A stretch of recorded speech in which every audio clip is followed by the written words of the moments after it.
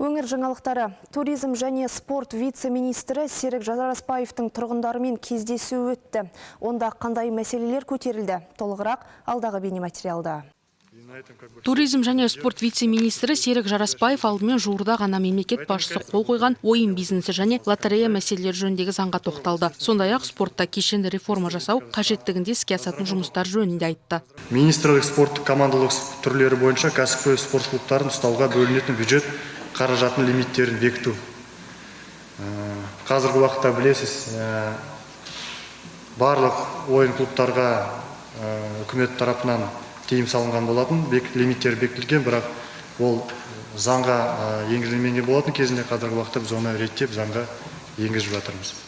Қазақстан Республикасы азаматы болып табылмайтын спортшыларды бюджет қаражатынан қаржыландыруға тыйым салу, басым спорт түрлерін түсігін түсіндіру, аккредиттелген спорт федерация діни экстремизм, терроризм алдын ала бойынша шаралар қабылдау міндетін белгілеу. Мүмкіндік шектеулі спортшыларын алып жүру түсігін енгізу. Серік Жарасбаев облыстағы спорт саласын дамуын оң бағалады. Спортшылардың жеткен жетістіктері де көптігін тілге тиек етті. Ары қарай дамыту үшін бірқатар міндеттемелерге де тоқталды.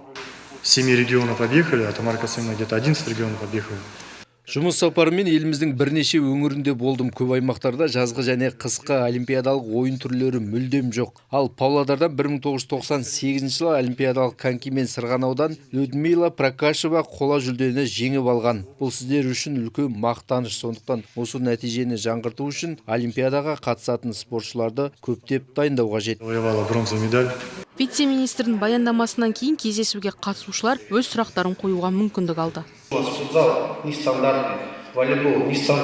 Бізде спорт залдардың көбі стандартқа сай келмейді. Волейбол мен баскетбол және күреске қатысатындар, дзюдоистер өте тар жерде дайындалады. Мен жеке демеушілікпен айналсам. Сәйкесінше мемлекетке қарамайтын 10 мың адамды қамти алатын балалар және спорт мектебін ашуға болады ма?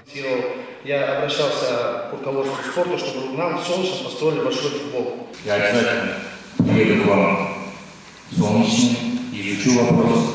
Бұл сұрақты өзім назарға алатын боламын. Сіздің мұндай жұмысты атқара алатындай қабілетіңіз барын байқадым. Сондықтан арнайы Солнечный кентінде сізбен жеке кездесіп, мәселені анықтайық. Мүмкін болып жатса, қолдау көрсетуге әзірміз.